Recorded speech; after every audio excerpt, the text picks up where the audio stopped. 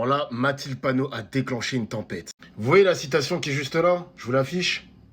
Les médias d'extrême droite comme CNews et les hommes politiques crient au scandale. Franchement, est-ce qu'on peut se poser calmement et réfléchir à ce qu'elle a vraiment dit? Ce qu'elle dit est pourtant simple. Si on juge qu'un enfant ne peut pas choisir de porter le voile car il n'a pas l'âge du consentement, alors on devrait aussi se poser des questions sur d'autres pratiques religieuses imposées aux enfants, comme par exemple le baptême. Dans les deux cas, on parle d'un acte symbolique et religieux décidé par les parents, pas par l'enfant. Elle ne dit pas que le baptême est dangereux. Elle dit simplement soyons cohérents. Soit on considère que les enfants peuvent être élevés dans une culture religieuse, soit on interdit toutes les formes. Mais on ne choisit pas à la carte, quoi.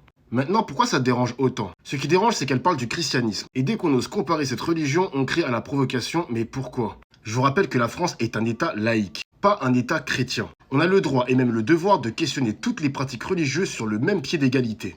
Et là, ce qu'on voit, c'est que certains veulent interdire le voile, mais pas le baptême, pas les communions, pas les processions. Pourquoi ce deux poids deux mesures? En conclusion, est-ce que Mathilde Panot a attaqué les chrétiens? La réponse est non. Elle a juste mis le doigt sur une incohérence dans notre façon de défendre la laïcité. Tu peux être contre ou pour le voile, pour ou contre les rites religieux, mais si on parle du droit des enfants, alors parlons de tous les enfants et pas seulement d'une religion.